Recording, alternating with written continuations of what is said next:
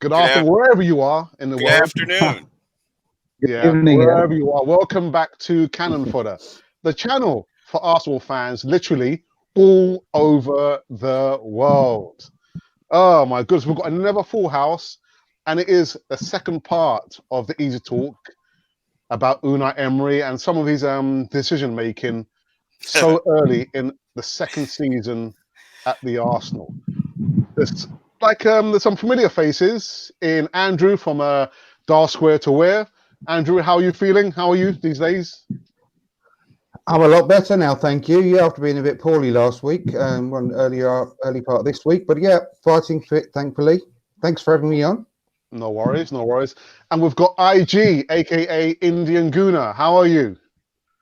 All good, all good. Brilliant. And we've got another newbie. 2 shows on a trot. Newbie. There's nothing new about me. All right, okay. Well, you're new to the show anyway. We've not had you on before. We've got Glenn from around the corner in New Hello. York. Yes, Glenn. I'm very glad to be here. Thank you so much for the invitation. No worries, no worries. So you know what? Let's get into it. Let's get into it. The first thing we wanted to talk about actually was about Unai Emery's his 11, the players, that person we think should form part of his first team. Now, this is irrespective of players we've signed or players that are injured. Which players should form his best 11? And I'm going to go to Glenn, who's just around the corner.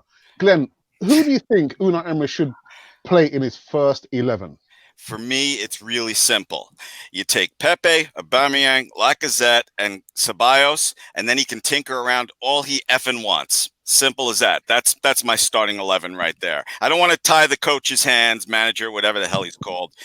Get those 4 in against top 6 at least every game. Okay. Nice and simple. IG, your 11. I believe, Nicolas Pepe, Aubameyang, and Lacazette front 3. Behind, I think defensively, I think 4-3-3 would be a very good formation going through this season. And I think centrally the midfield should be creative. So yes, Dani Ceballos. Towards the left, we need something like a defender that can play much deeper role. Because I think we have not seen how Kieran Tierney performs. And we all know, I think even in the right hand side, I would expect Lucas Torreira to play more deeply, because if Hector comes in, we know how defensively vulnerable Hector is. So I think that would also be a problem. So left midfield, I would want either Willock or Guendouzi, or towards the right side, I would expect Torreira to start. And the fullbacks, Tierney on the left, Hector on the right, because we've really missed Hector, the attacking mentality of Hector Bellerin. Probably towards the last end of the season, I think we missed him a lot.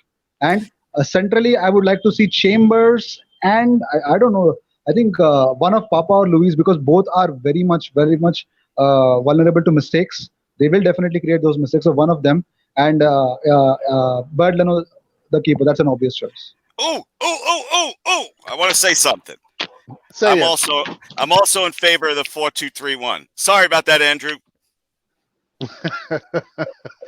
Go for it, Andrew. I think it's your turn, Andrew.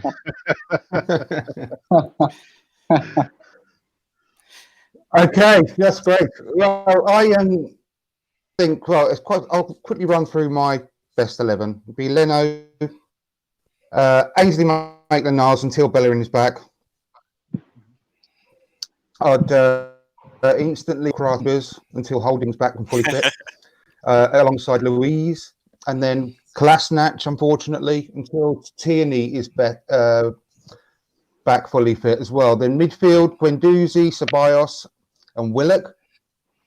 And then up front, I would have Laka, Pepe, and Alba. But what I would have, instead of it's still going to be a 4-3-3, but I would have a 4-3-1-2.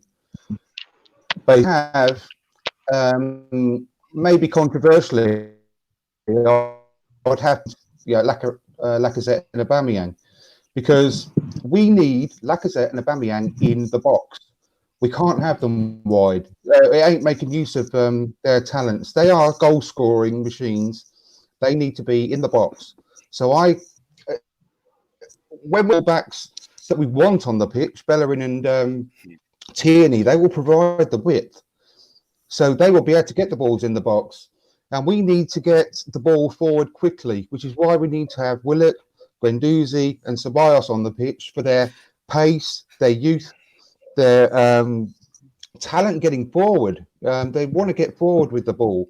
They're fearless. So they'll get the front ball, they get the ball to the front three as quickly as possible. But if we've got Pepe sitting behind the front two, then he is utilising his best talents as well by getting the ball, dribbling and running at pace, scaring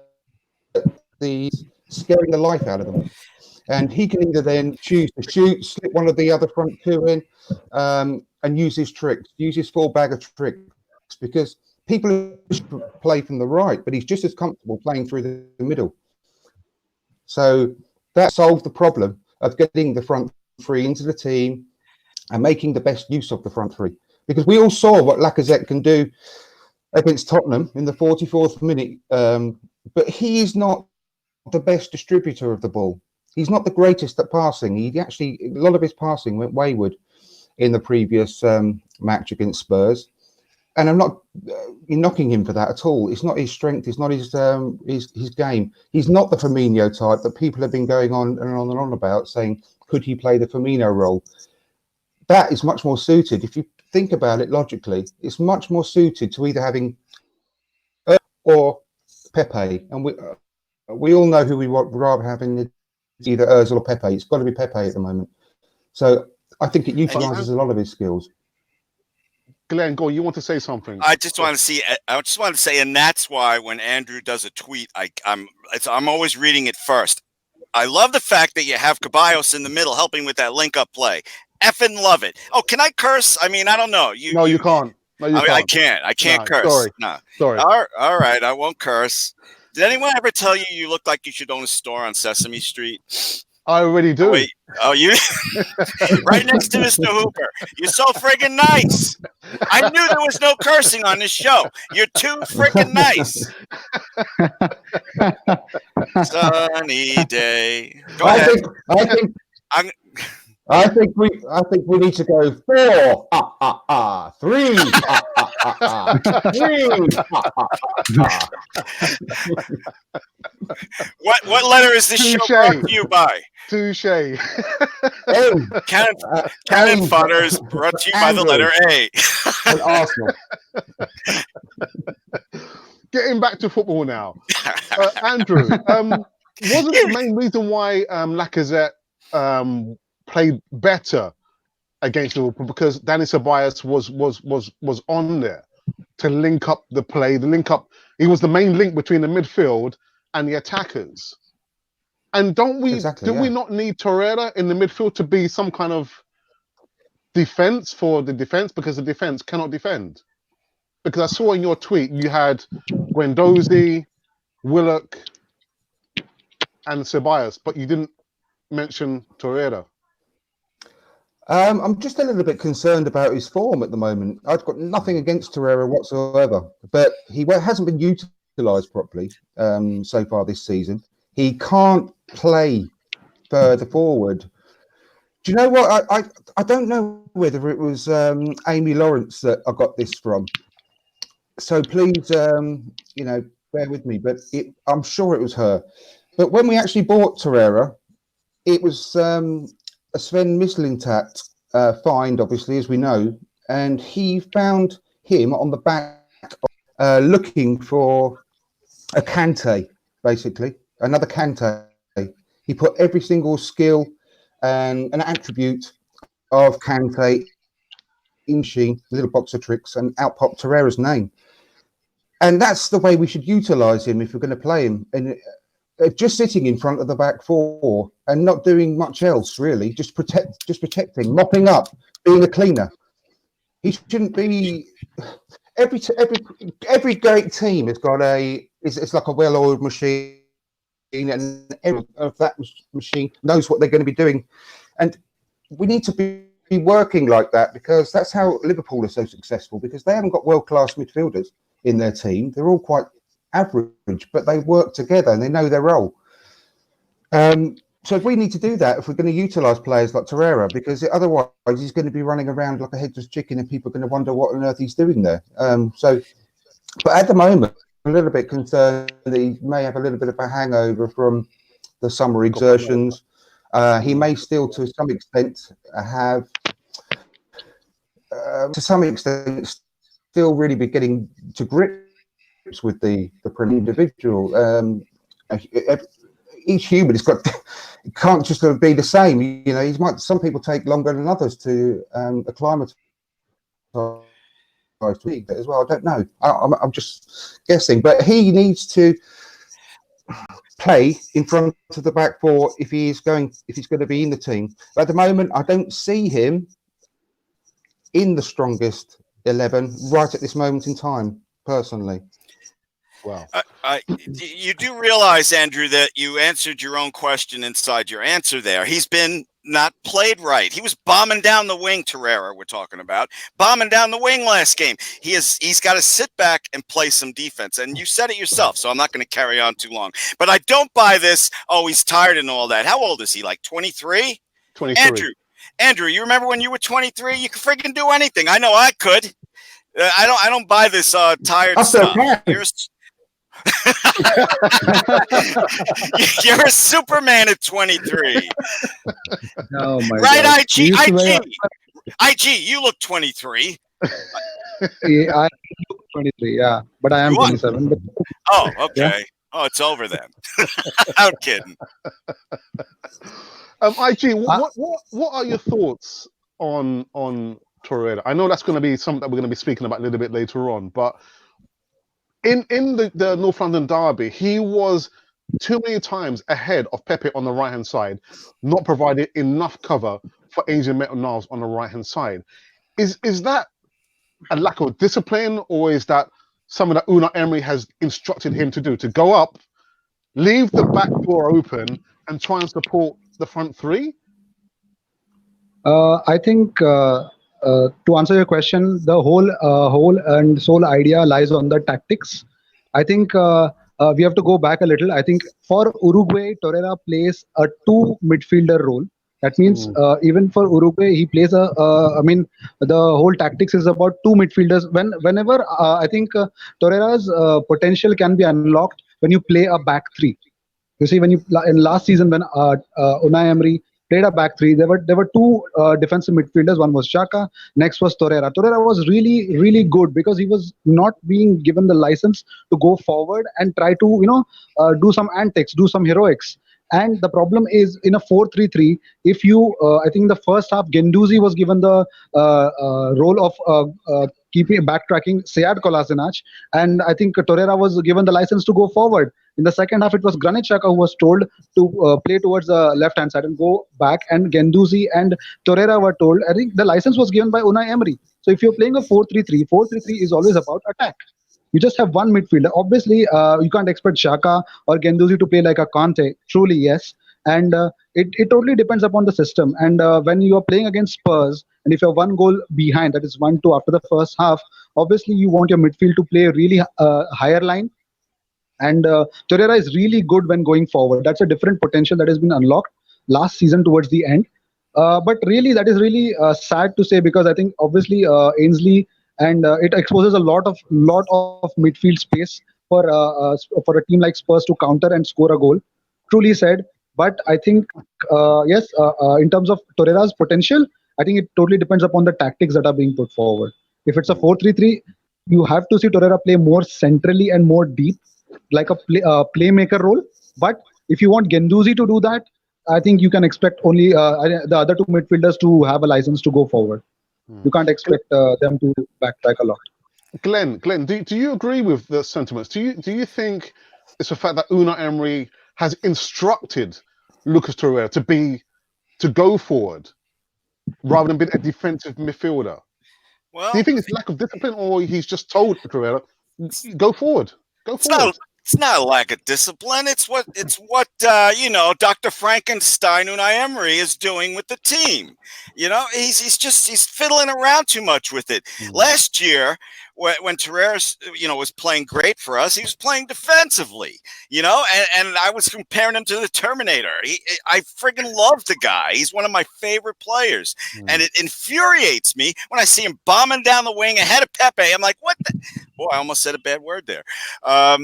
So yeah, it's Unai Emery. And by the way, for those of you that are saying every time you criticize Unai Emery, you say, "Oh, you want him fired?" No, I effing don't. You can criticize the manager, and that is my way too long answer. Okay, thank you. Thank you for not cursing. Listen, I don't want to. And to keep it short. I don't. I don't want to set fire to the blue touch paper, but you would have probably seen on Wednesday we had a debate which was not supposed to include Mesut Ozil. He got included by someone who, Richard. Richard's in the chat this evening, just controlling the chat, and Mesut Ozil got mentioned because Richard said he would like Mesut Ozil to leave Arsenal Football Club. Glenn, I know you put some comments on Cannon Foyer TV, and I wasn't sure on what side of the argument you stood. Are you for or are you against Mesut Ozil remaining at Arsenal? That thing I put in the comments section is because somebody was complaining about his $350K a week, and I said that Arsenal panicked because we were losing Alexis Sanchez at the same time, and we couldn't lose both of them. And they just said, "How much money do you want?" And who's going to say no to that? Yeah, who's going to say what? 350,000? No, 250,000 is fine. Don't worry about it. Come on. Forget. And yes, I would like to see Ozil leave like everyone else except his family, but he's here, so I'm kind of looking forward to maybe Ceballos in the midfield, have Ozil and the other three up front and just see what kind of craziness that brings. Ceballos' defense is underrated. He can hold his own. He's not Ozil, So I know. Okay. I mean, look at the assist he got for Aubameyang. Mm-hmm. It was his turnover. He went to get the ball back, and I'm not going to turn this into an Ozil bastion, but I couldn't envisage Mesut Ozil trying to go in for a tackle to try and get the ball back. But yeah, and Andrew, I think I know which fence you stand on with the Mesut Ozil argument. I think you would like to see him out of the door. Am I right or am I wrong?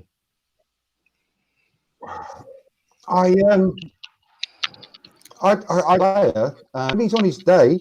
He's amazing, but his day was, I think, his last day was about 4 or 5 years ago. I just love to see him back to his best in an Arsenal shirt, but I can't see it, and we can't afford any carriers in. We can't afford to carry anyone in the team. So for me, his time is up. But I'm sad to say that, if I'm honest. I don't want to see the back of him, but I think we have to, because the youngsters we've got in the team now offer so much more than he does. Now, him in little pockets, he's got these amazing little touches, and which can change a game. But I think the other players that we've got ahead of him offer so much more than just those little bits of touches throughout a whole 90 minutes. And we need more endeavour, we need more effort, we need more pace, we need more legs, we need more urgency in the team, and he can't offer us that. And why also has a player got the right to pick and choose what games he goes and plays? He seems to be no, Newcastle's a bit too far away for me, so I can't be bothered to go to Newcastle. So you guys go up there and I'll sit back and play Fortnite.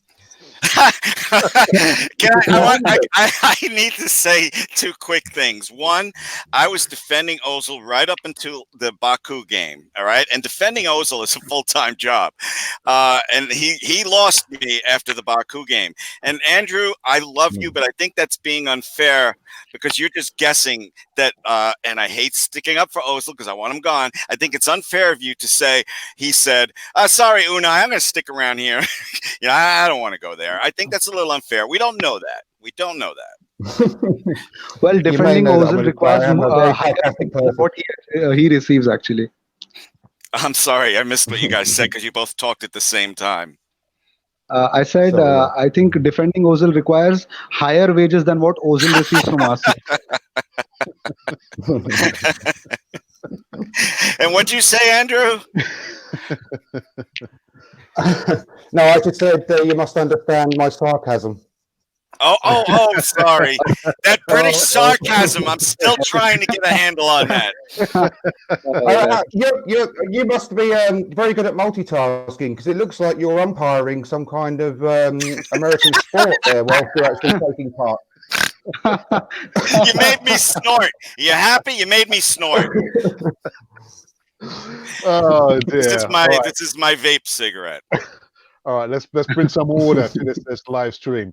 So before we continue to the next topic, because I think we've already kind of spoken about the second topic, which was supposed to be about Lucas Torreira, so we've covered it already.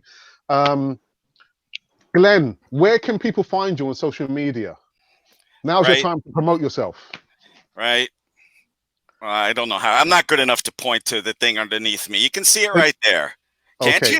Glenn, at Glenn DITM. I don't care about promoting me. Go down to the other guys. Thank you for that, Glenn. Yeah. Andrew, and we can find you on Twitter as well as YouTube at Dial Square to Wear. Yep. Yeah, I don't know YouTube actual. I haven't got a fancy URL yet, so just search for From Dial Square to Wear on YouTube. I've got a podcast that's on all the main platforms like iTunes and Spotify, etc. I've got a new episode coming out tonight, a bit later on, about an hour or so after the show. I'll get it finished. And Glenn, you were talking a short while ago, and I've got quite a big section where I wouldn't call it a rant, but I've got a few things to say about Unai Emery on this episode that I'm going to be publishing later on today, so you might want to have a listen to that. Oh, I'm looking forward to that. Absolutely. Okay. Right. And IG, aka Indian Guna, where can we find you? You can find me. I have a YouTube channel named Indian Gunner, where I make videos for Arsenal. Except for that, you can also find me on Twitter. My name is Ashish Shetty. You can find me on Twitter as well. But I actually just message Canon Fodder TV on Twitter. That's the only thing that I do with Twitter. But other than that, I think I'm very much quite active in my YouTube and the community tab on my YouTube channel. So Indian Gunner, you can find me on YouTube. Okay. Yeah, sorry, go on, Glenn. Go on. No, I was just going to say, you need to provide a link, because you said your name and I can't even pronounce it, much less spell it, to find you. So you got to put a link down there for me. Yeah, I will put the link in the comments box at the end of the live stream. We usually do that. But yeah, I'll put the link in the comments box at the end of the live stream. So let me get into the chat. There's been a little bit of some life in the chat. We've got Ray from Arsenal Fan Circle. He says, why does it seem after well over a year, Emery does not yet know his best 11 and best midfielders combination yet? So is it a fact that Unai Emery still doesn't know his best 11? Who are you asking? It's to you, Glenn. Oh, okay. You. I'm not inside his head, but a lot of what he does not make sense, and he does not seem to learn from his mistakes. His midfield setups, his defensive setups, his submissive setups, like against Liverpool. I know I'm in the minority with that, but I thought it was a submissive lineup. It's, should we ask Liverpool to leave out a couple of their best players too? Since, that's what we did. Give me a freaking break. I almost cursed again. I can understand some tinkering, but by now I'd like to see more set lineups. But Glenn, is it a fact that he's probably too scared, or still does not trust the players that he's got there? Well, because sorry, go on. If you're saying he doesn't trust his back four, yeah, that's reasonable, but you still need link-up play. You can't, you can't do like Crystal Palace where he threw El Neni and Guendouzi out there, or even what he did against Tottenham. You just cannot do that. You need the link-up play. Get Ceballos or Caballos, I'm not exactly sure how to say it, in midfield. They're playing the number 8. Okay. I've got another one here from Richard. Ray, don't forget Emery has had injuries in the time that he has been here, but I think he does know his best 11. Then why doesn't he play them? Why doesn't he play them? I don't want to Andrew. hog all the answers. Yeah, thank you. No, yeah. Andrew. Yeah. Yeah. You want me to talk about Emery? Well, I've not been his biggest fan since day one. I think I've made that perfectly clear. But I am really, I've got some grave concerns about him. I really have. I don't want to give too much away from my podcast later because I want everyone to listen to it, obviously. However, I think it's been hugely frustrating the way that we approached the Liverpool match and the Spurs match. We all wanted to see the front three against Spurs for the first time, and so he gave with one hand and he took away with another by playing a really negative midfield and not supporting the front three. I don't know. I mean, we all know he's got injuries. You know, every team's got injuries. It's just the way you cope with it. And I think I was thinking actually driving home because this is how sad I am. I was just thinking about the difference between Liverpool's midfield quality and our midfield quality, what we've got available to us now. And I genuinely only think that the only midfielder that Liverpool have got who you could say is potentially at the sort of the world-class stage. Oh God, his name's gone completely out of my head. The Brazilian, Fabinho, sorry. Fabinho. I nearly forgot his name then for a second. All the other ones, like I mentioned earlier, are decent midfielders, but that's about it, really. I mean, like I say, James Milner's probably about 48 years old. I think Henderson, most of the Liverpool fans don't like him. You know, and I think if you compare our midfielders to theirs, I think we're short.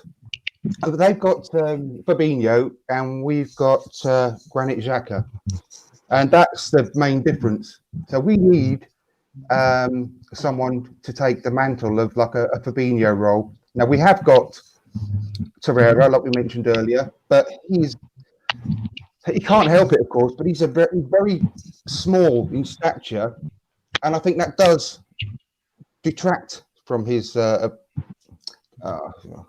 It's just I don't know the way he can sort of be on the pitch. Really, I think when you saw him against the Spurs midfielders, who are giants, he just seemed like a small child. And I think we just need someone with a bit more stature and presence there, like a Vieira. Obviously, we all know that we've been wanting a Vieira, but do you know what? I genuinely, and I've put this on Twitter several times, I think that Joe Willock, not yet, obviously, but in a year or two's time, with a couple of seasons under his belt, he's going to be the closest we could have for a Vieira replacement. I love the guy. I absolutely love the guy, and I think he could be a true box-to-box player and have real presence and stature in the centre of the park. When he bulks up a bit, when he gets more muscle, and he's got much more used to the power of the pace of the Premier League, I think he's got a lot to offer, but he's not there yet, obviously. So that's one what we need in the next window. Someone to replace Xhaka for a start. But I digress there quite a lot, which I do apologise for. However, Emery has been massively frustrating me with regards to putting the wrong personnel out on the pitch and not going for it. Because this is the main point I want to make just quickly before we move on. This is his last season. Factually, this is his last season. Yeah. So why does he not just go for it? What's he got to lose? He could either go down as a legend by really having a fantastic season and going for it and scoring lots of goals, or he could just go out with a whimper. So why does he play negative tactics? Why should it be that our opponents are going to do to us? Why don't we let them worry about what we're going to do to them? We've got so many good players, and we need to show the league that we've got so many good players. and play to our strengths. And our strength is not defence, it is attack. So go out, attack the teams, and let's see how far it could take us. Because I'd much rather see that than a whimpering end to the season like we had last season. I just do not want to see that again. So if this is last season, he's got to go and try and get a new contract. Just go and do it by playing attacking football and playing to our strengths, please. Okay. Someone needs to dump a bucket of cold water over me, because everything Andrew just said was friggin' awesome. My head is going to explode with agreement there. It's just Andrew, right effing on. Okay. Sorry. All right. I just had to say that. Andrew, you've got a fan there. That was brilliant. IG, do you think the powers that be, Unai and maybe Raul Sileni, will probably, if Unai Emery doesn't fix up, if he doesn't really wake up, do you think his tenureship at Arsenal may come to a very quick and nasty end? Nasty. I think one thing I want to be very much clear, that Arsenal fans are definitely turning out to be Chelsea fans, because I think many of them are definitely trying to turn up on the manager. They stuck with the manager for 22 years, and it took them I think since 2006 to 2018, I think the 2017 season, it took them that much long time to actually get up and actually throw out Wenger. But I think if you want to criticize Unai Emery, you need to understand what malaise he had inherited from Wenger last season. The wealth of midfield that he had Aaron Ramsey on his disposal, and Aaron Ramsey left off. And he had Mkhitaryan. We all know what kind of a failure he was in the replacement of Alexis Sanchez. Imagine losing a beast of a winger to a attacking midfielder who was not even at a very brilliant form for Manchester United. And not only that, I think defense was always a problem for Arsenal. We never had a proper defense. So the only thing that we could ride upon was the midfield. And we all know that we have a lot of youngsters coming this season. So see, that does not when you're paying 72 million for Nicolas Pepe, that does not mean that you just lift the player up, put him in that winger position, and he's going to just score those 23 goals for Arsenal straight away. I think it's first 4 games, we've got 7 points. And I think, yes, the manager is trying lots of combinations. He tried a 4-3-3. He tried a midfield diamond against Liverpool because he wanted to be defensive enough. Obviously, he was trying to show a lot of respect for Liverpool by bringing in more and more bodies into the box. That worked for the first 42 minutes. It's just that Socrates switched off and the first goal went in of Matip.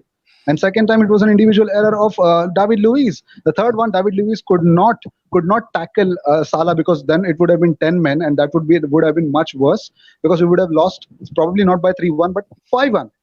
It would have happened because Firmino was lurking every time inside.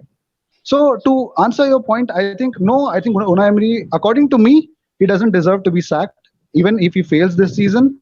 Only because I think even if you get some amount of players, you need to know that there are some dead woods that are just leeching that wages, and you know that you cannot play them because these are landmines. If you play them, definitely they are going to make sure that 2 extra players will play for the opposition rather than playing for Arsenal. So to answer your question, I think Unai Emery is rightfully criticized. He should be criticized if he's doing it wrong. But for us fans sitting outside and just thinking that, yeah, come on, we know Ceballos should play an attacking midfield, yes, but you need to understand that Ceballos has not played in the Premier League. He has not faced Tottenham. He has not faced Tottenham, who has actually reached the finals of last season's Champions League, and on the counter, they are best.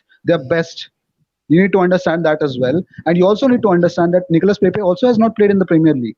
So obviously, I think Unai Emery has taken his time introducing Nicolas Pepe.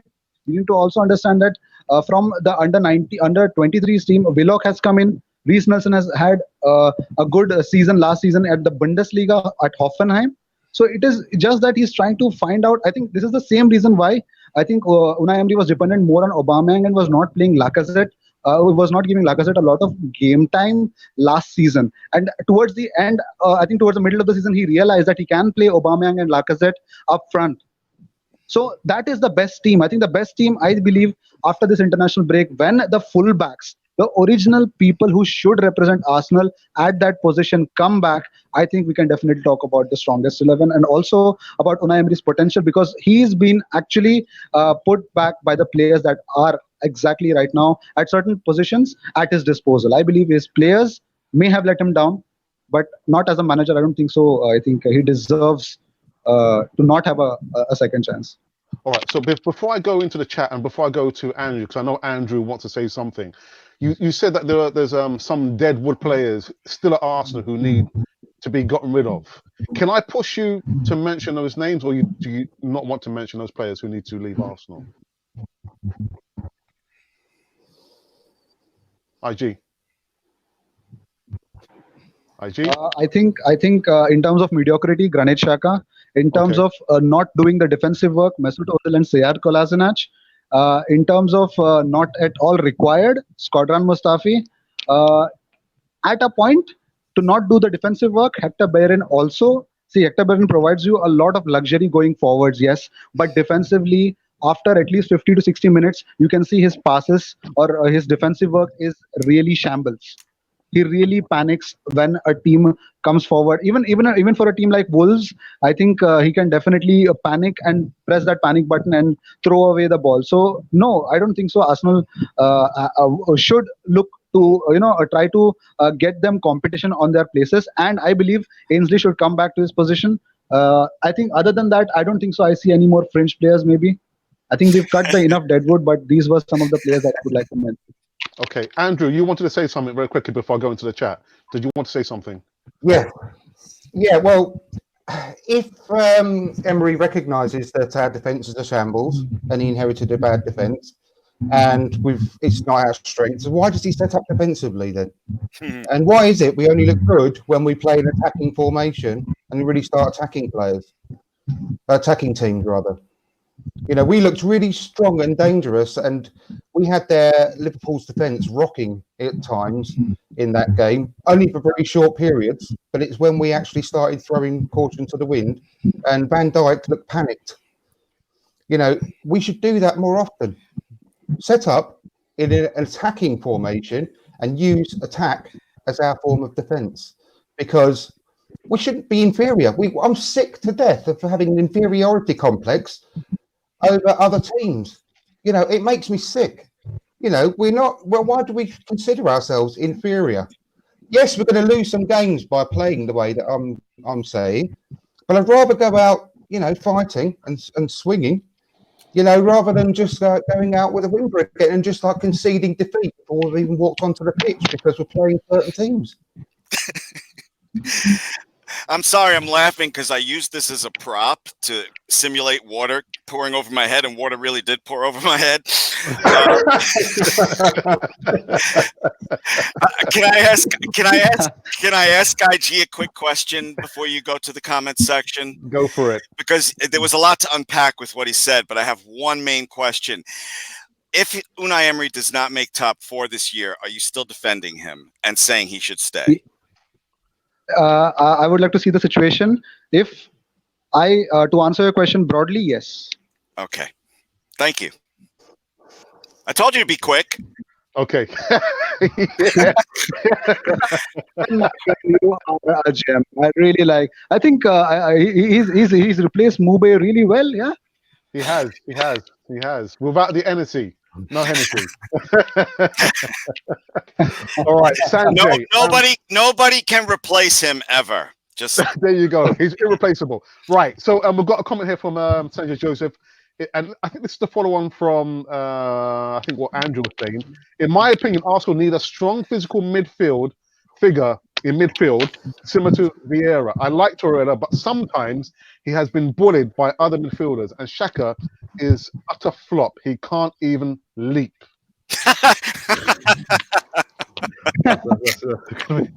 I can. Well, that was great. Yeah.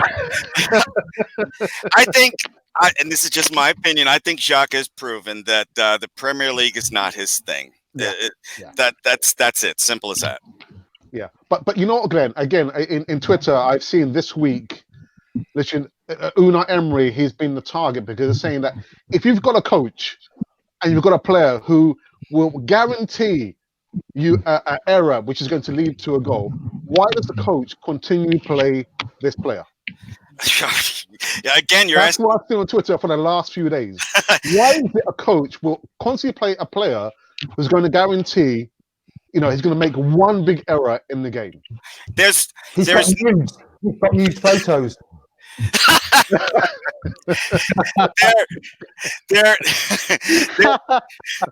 there is no way to answer that question because we're not inside Unai's head and no one can understand his press conferences. So, no, but it's obvious, Glenn. It's obvious. Or Player, even inside the his fact of the matter is, Granit Xhaka has produced more errors yes, than any other player since 2016. The stats are there for him. And what makes me really annoyed is that Unai Emery has come over to Arsenal with a reputation of being a coach who's very meticulous in his planning. I've been at the Emirates and I've seen in the changing room, they've got the big screen at half time. He can review all the errors that the players are making. So why do we have a coach who's always playing one player who's going to guarantee that he's going to make an error which is going to lead to a goal? Can I comment? Yeah, go ahead. To add to that, I think since 2017, Granit Xhaka is the most error-prone outfield player in the Premier League. He has committed 7 important fouls, wherein the opposition has went on to score against Arsenal from that position. That is the highest in the Premier League since 2017. All we can do is speculate about Unai Emery and what's going on in his head. From my perspective, across all sports, not just football, I've seen managers like him, managers that just cannot work with a team that has superstars on it, and he manages by tinkering too much. And I think that's why he failed at PSG too. He just couldn't get along with the superstars and figure his stuff out. Andrew, can I say something? Yeah. What you just, in fact, I was. It leads on perfectly from what Glenn just said there, because what I was going to say is, I don't know whether any of you guys and the viewers actually listen to the Arsenal Vision podcast. Elliot read out a statement. I think it was on the last podcast that they had, and it was basically a statement about Unai Emery and him playing the front three and how it's from the midfield. And it read like it was a Tottenham game that we just had. However, that report was from 3 or 4 years ago from his PSG days. And it's exactly the same problem that he had with PSG, playing the wrong midfield to go with the front three that he had at PSG. Have a listen to it. It's amazing. It could have been from the Tottenham game. Oh, please repeat where you saw or read that. It's the Arsenal Vision podcast. Okay. Oh, right. Okay. Thank you. Okay, I'll dig that out. Okay, let me get back into the chat. What have we got here? Senor Joseph, Robbie Burton was impressive in the preseason and under 23. Also, maybe we should consider him also in midfield instead of Granit Xhaka. Oh my God, I would take Andrew instead of Granit Xhaka. I'll do a better job. I would have made that header. I would have made that header, I'll tell you. And then we've got Ray up the bottom as well. We've got Ray from Arsenal Fan Circle who says that I did a video on my channel titled Disconnected Lines. This is how Emery set up in the North London derby. And we've got Trace Linton. Emery is the coach. He's paid to coach. He does not know his best team. He changes the team too much. No excuse. He is not the man to take us where we need to be, even if we make it top 4. Ouch. I agree with a lot of that, Trace. So Glenn, are you saying that even if he gets us into top 4, no, you wouldn't want him to be there beyond next season? No, that would be unfair. I mean, unless we barely made top 4, then maybe I would change my mind. But no, I said top 4, and I'm sticking with that. Then I would actually like to know where would we want Arsenal to be under Unai Emery? What is the limit? Where do we see ourselves with Unai Emery? The topmost position. Where do we do? Like because I don't think to he. to to to, to actually say as a manager in a Champions League, he has not at all gone more than top 16 maybe. So round of 16, he's not the teams that he's managed. He's not broken. He's not even gone into the quarterfinals and in the Champions League.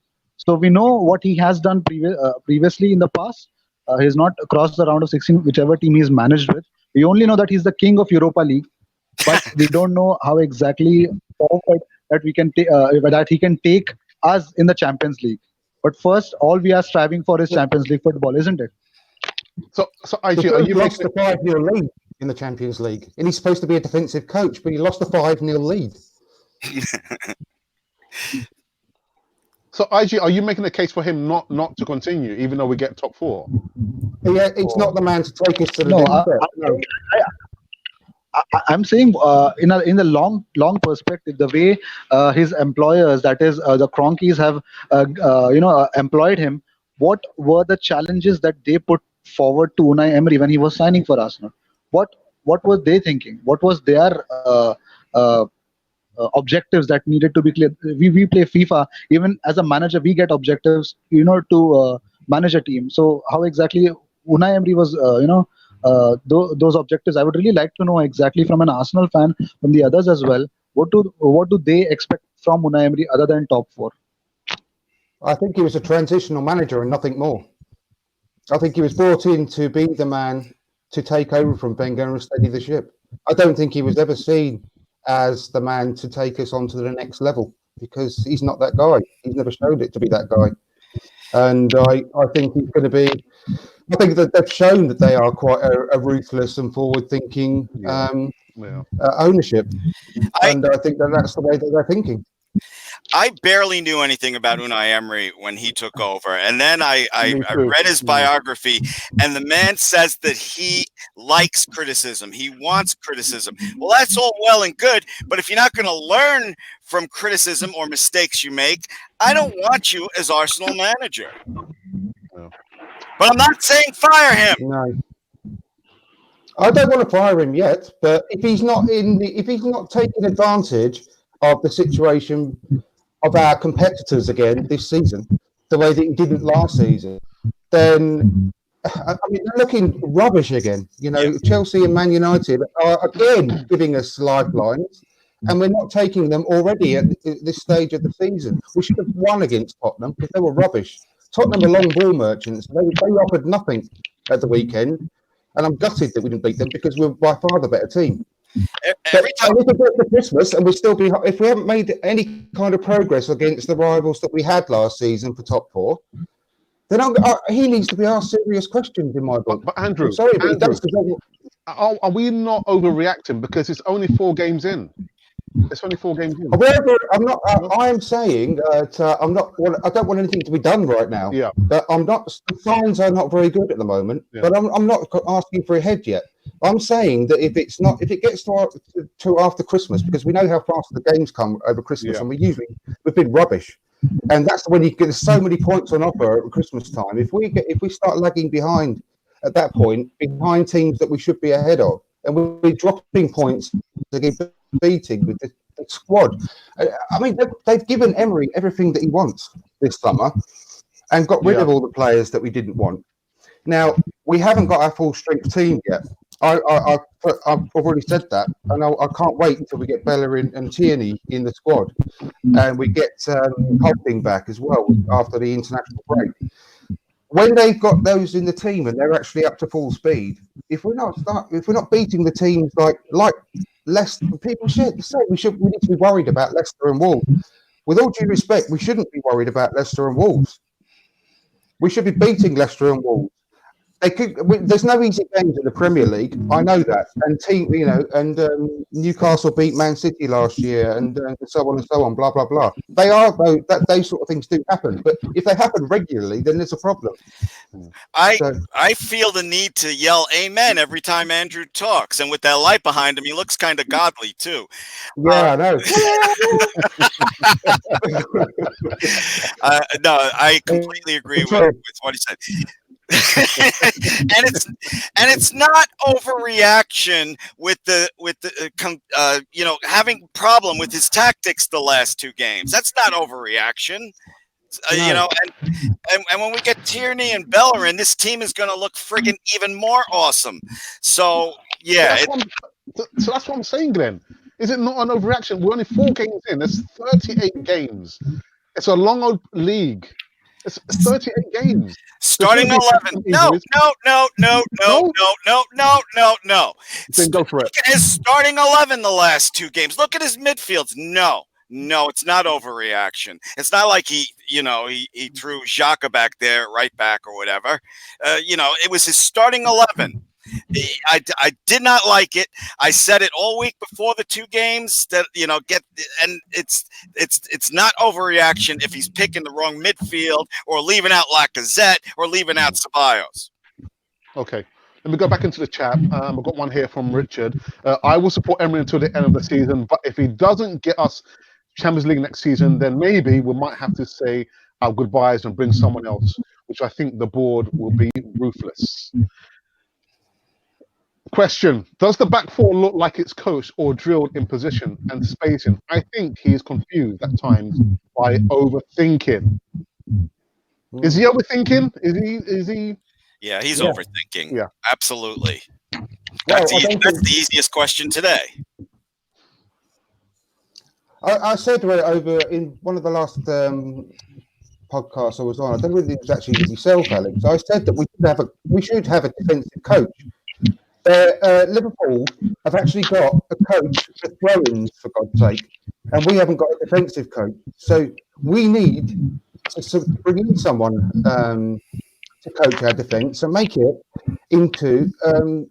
Firstly, once we get all our players back, stop rotating the defence for a start, and then get someone in to actually coach the defence. Specifically, that's what I believe anyway, because I don't believe they are getting the correct coaching. Okay. What's wrong? Can I weigh in? What's wrong in a defensive coach? Well, Antonio Conte won the league being defensive. No, I mean we should have a coach for the defenders. Oh, okay. Yeah, and it just follows on from this comment here from Tracy. I hear people say that he is a defensive coach, but we let in goals all over the back 4 is not the worst in the league. They can be coached, no excuse. Can you teach old horse new tricks, Glenn? I just look. It's subjective, but I believe the Premier League is the best league in the world, and some players are just not up for it. There's just so much amount of coaching you can do for a player.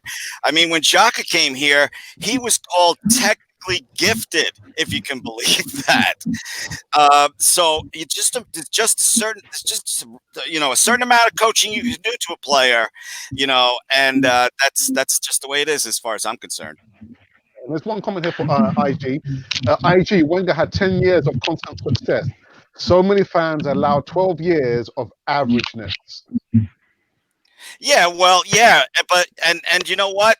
This is the longest we've gone without Champions League since the 1980s. Yes. So Wenger, let's not harp on him. All right, Unai Emery is the transition coach, like Andrew said. As far as I'm concerned, you don't get top 4. Go somewhere else. Yeah. Okay. IG, do you want to say something quickly before I go into the next point? I think it looks like that we are definitely going to turn on Unai Emery if he does not get the top 4. But I think we can look at the other teams as well. We'll definitely, since the league is very, very big, I think 38 games, and we expect our opponents to drop points as well. We also see that Wolves have been quite strengthened. We've seen teams like Leicester, and we also believe that in the past that we were so strong enough that these teams were blown away for the likes of Henry that we had, the likes of Pires, Van Persie. I think we had such great talents. But right now, I think maybe we may be not, we as fans, we may be not overreacting, but I think it's just against the fan. I think even if we would have lost against Liverpool, if we would have beaten Tottenham, I think we all would have been speaking something else about Unai Emery. But it's just the fact that his tactics could not work. It's just that his lineup just didn't turn up. And obviously, I think he's getting the criticism only for the 4 games. But I'd like to see him more, and I'd like to see the strengthened squad. And I'd like to see him then. I'd like to criticize him then. If he does not play his strongest 11, then definitely I'll bash him left, right, center. Okay, so one more comment from the chat before we go into the last debating point. Again from Ray from House of Fan Circle. He says, Emery will be judged on his willingness or otherwise to use youth in important Premier League games, thinking about Willock, Nelson, and Ainsley Maitland-Niles in the midfield. Okay, right. So the last point we wanted to talk about was about the injuries. The return of Bellerin, Holding, and Tierney, who also hasn't even played for Arsenal. But actually, just looking at Bellerin and Holding, which of these 2 players do you think we've probably missed the most? I know it's subjective, but we know the defence needs a lot of help, and it so happens that they are both defenders. But out of the 2 players, Bellerin and Holding, which of these 2 players do you think we have missed the most, Andrew? Bellerin, definitely. Yeah, his creativity down the right-hand side. Maitland-Niles has come on in leaps and bounds, and I think he should really train and learn the position of right-back, because he could make a very, very, very good right-back if he actually gave up being a midfielder, which, I think it might be, it's just a slight myth that he ever was a midfielder, really, because he never had a run in the team as a midfielder. He's had the odd game here and there and done really well. But if he actually learnt the trade, he could be a brilliant right back. But he hasn't been. We all know that. He's had his backs, which is not his fault. So we've definitely missed Bellerin a lot more. I cannot wait till they're back in. They're going to be in full training in September, him and Tierney, and it looks like they're getting on great off the pitch as well. When you see the behind-the-scenes photos and videos on the Arsenal website, striking up a great relationship already off the pitch, and I just really hope they strike up a good relationship on the pitch as well, because they're going to be a force to be reckoned with up there with Liverpool's fullbacks. Holding, I just hope that he comes back the same player, because he's going to add a lot of steel, and I think it's going to be a case of who's going to partner Rob Holding. He's going to be the staple in the defence. I agree, and I think it's going to be him and Luiz. Socrates is. I keep saying this. I keep saying a broken record, but 90% of every game, Socrates is a really good defender, and I like him. But we can't keep putting up with the same as Xhaka. We can't keep picking these players who keep making mistakes and costing us every time, because those small percentages make all the difference. And he makes too many mistakes for my liking. Enough to play for Arsenal, unfortunately. Like I said, 90% of the time, I love him. Great, does a great job, and he's got a good attitude. But we can't keep being sentimental and keep picking the same players time after time after time when they make poor decisions, stupid mistakes. But I cannot wait to get them back. But Holding apparently is ready now, and I think he's just literally got to build up a bit of match fitness. So hopefully he'll get a couple of halves over the next couple of games, and then he's ready to start. Yeah, Glenn. Bellerin, that's easy. That's an easy question. My only concern is that I feel a little bad for Rob Holding, because he's still young. He's still got mistakes in him, and absence makes the heart grow fonder. When he comes back, a lot of people are expecting, what I think is going to be miracles. He's still got a lot to learn. His future is limitless. I love what I see, but I think we're putting too much pressure on Rob Holding to be a superstar when he comes back. Well, the there's thing talk is with of Rob Holding and Chambers, because I wish we'd been playing Chambers. I like Chambers. Yeah, I think we should have been playing Chambers this season rather than Socrates. But the good thing about Holding and Chambers is that they are more of the defenders that I like, which are no-nonsense defenders. If they do see real danger, they're much more likely to put it out to Rosed rather than try and do something special with the ball and do some tricky passes or do a little step over. Like defenders, that I hate it when defenders do that. I always cringe. Some of them are brilliant at it, but why? It's not your job.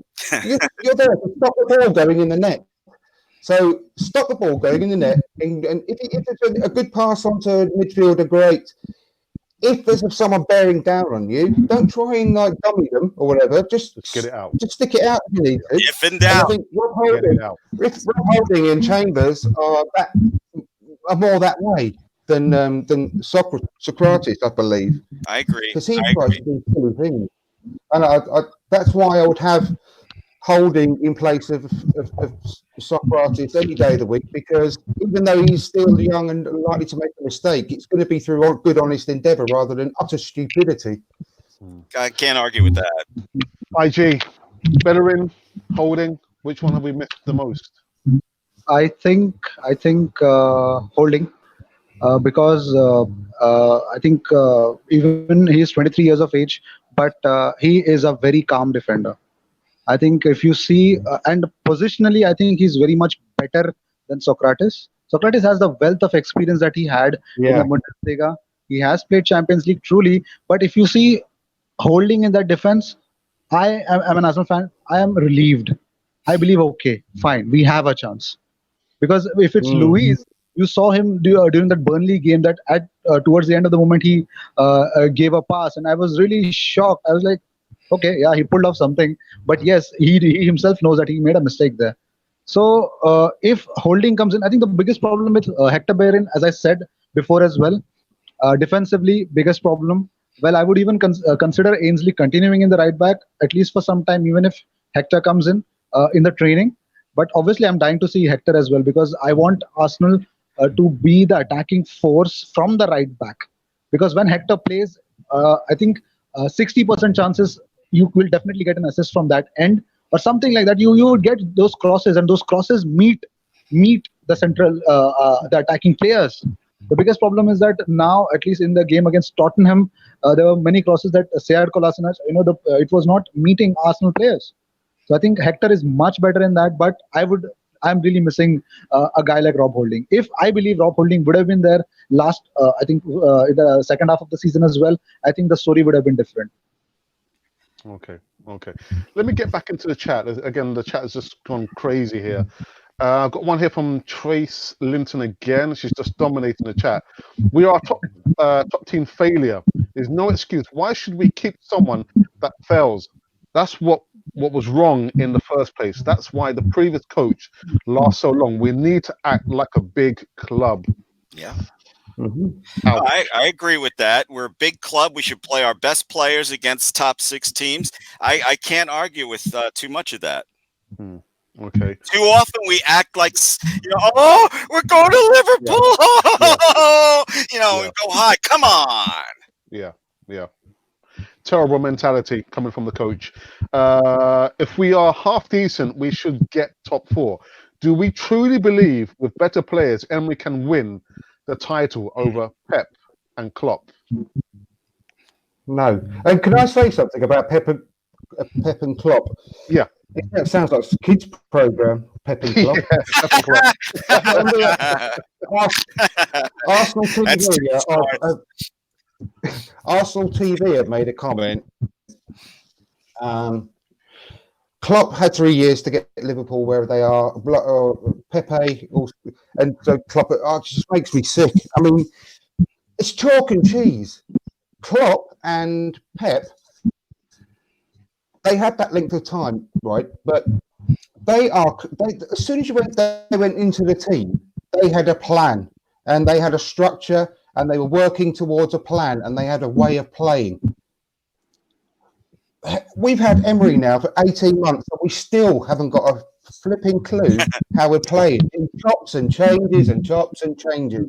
That's the difference. If the managers come out and say, we can't play this way, or if they expect, we haven't got that player or these players to play the type of football that I want to play, then we'd all understand.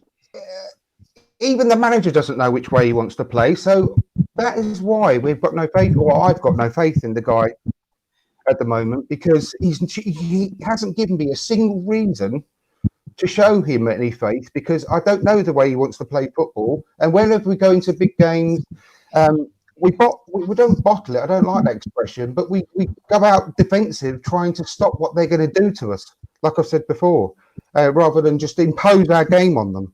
And yeah, but anyway, that's why I wanted to say, I don't care whether Klopp or Pep got given 3 or 4 years to achieve what they've achieved.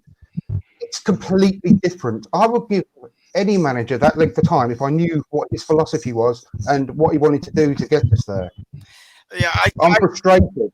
Yeah, King of the Europa League is not much to hang your hat on, as far as I'm concerned. It's about you could label me as the king of making microwave pizza and throwing it at my children. It doesn't mean that much to me. Yeah, but Glenn, you say that, but we have a generation and a half who have not seen Arsenal win any kind of silverware in Europe. The last time was in 1994. Well, that's personally. Sorry, go on. That's why top 4 is my absolute, limit for keeping Unai Emery, Mr. Hooper. There's one here from I think someone I recognize. That's my brother. Hi, Glenn. Are you saying that we might have a Ranieri instead of a Klopp? Yeah.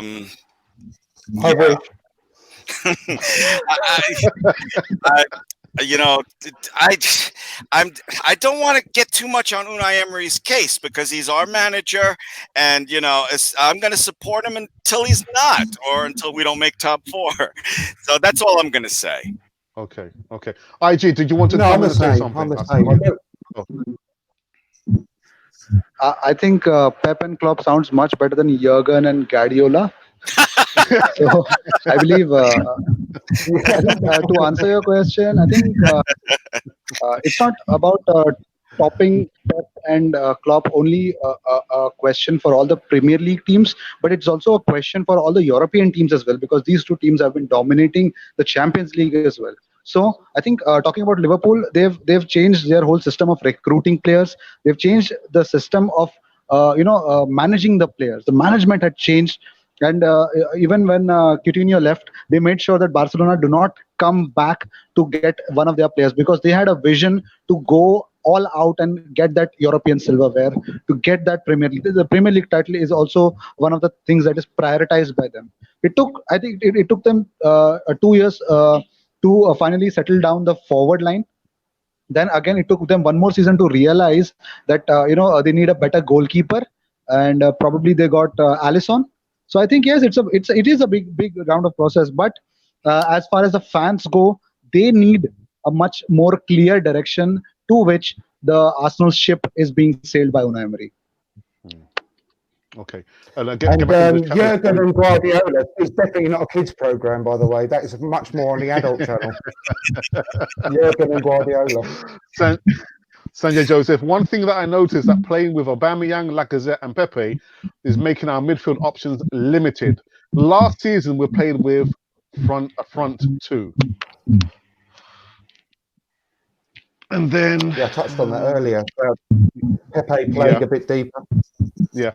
Liverpool have got Robertson and Alexander-Arnold, who create a lot. Hopefully, Tierney and Bellerin can improve the creativity coming forward. I am extremely confident in that statement. Ray from Moss Fan Circle says, I'm in Glenn's court here. What? What are you talking about? I don't know what I said. What does it mean? Klopp had 3 years to give get Liverpool where they are as well. Pepe, I believe, also had the same for City. I think he meant Pep. Isn't that Richard with the perfect hair? Arsenal TV. Yes, it is. Okay. Yeah. Well, Richard. Richard, Klopp is a proven winner. Enough said. Enough said. London Old School. If we don't get top 4, for me, Emery has to be shown the door. Glenn, stop nodding yes. Yeah, definitely he does. Yeah, that's his own The whole world can see you nodding. That's like it's like a piece of plastic that you have wrapped around your biscuits. If that's only there, it's only got one job to hold the biscuits into one shape. Once that's gone, I look it serves no purpose. I look like a bobblehead doll, don't I?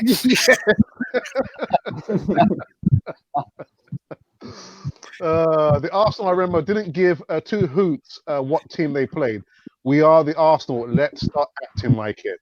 Yeah, that's what my motto.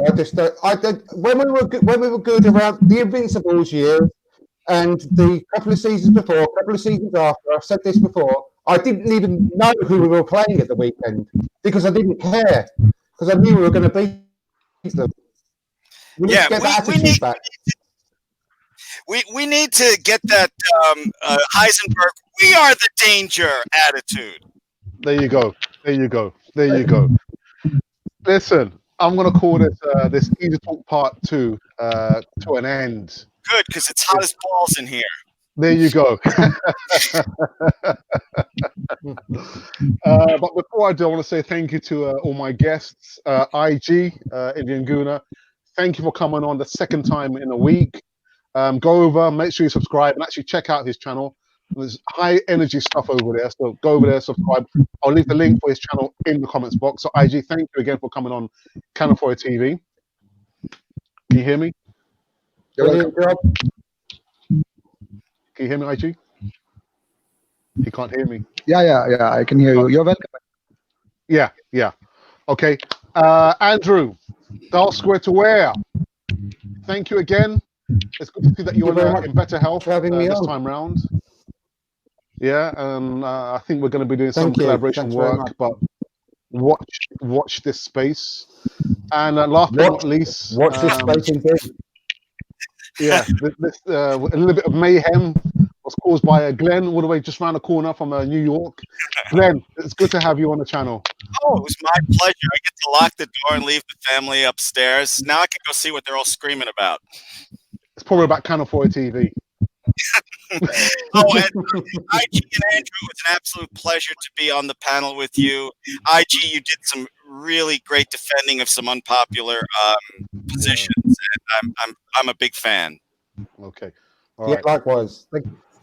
So there you go. So if you've been wondering who or what you've been watching, you have been watching Cannon Fodder, the channel for Arsenal fans all over the world. Clouds away on my way.